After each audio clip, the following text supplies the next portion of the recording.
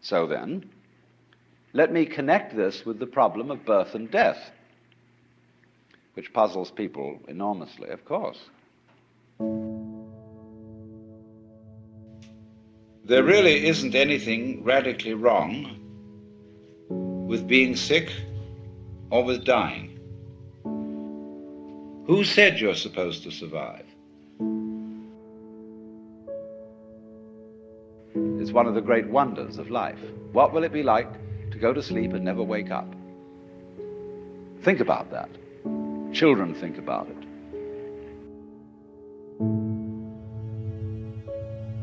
And if you think long enough about that, something will happen to you. You will find out, among other things, that it'll pose the next question to you: what was it like to wake up after having never gone to sleep? That was when you were born. We can also look further into it and see that if our death could be indefinitely postponed, we would not actually go on postponing it indefinitely.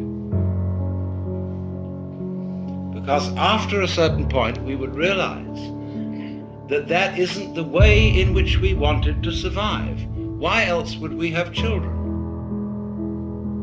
Because children arrange for us to survive in another way,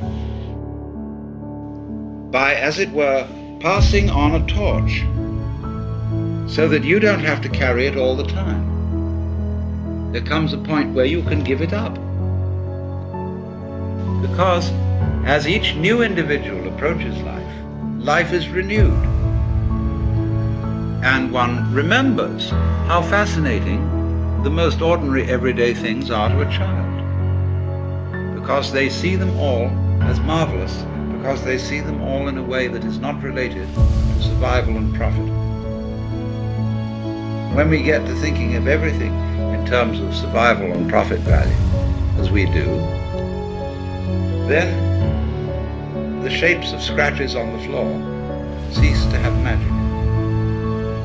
And most things, in fact, cease to have magic. When you die, you're not going to have to put up with everlasting non-existence, because that's not an experience.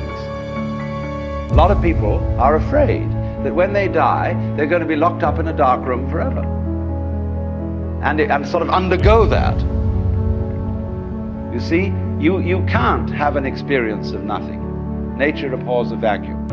So after you're dead, the only thing that can happen is the same experience, or the same sort of experience, as when you were born. It is not, therefore, natural for us to wish to prolong life indefinitely.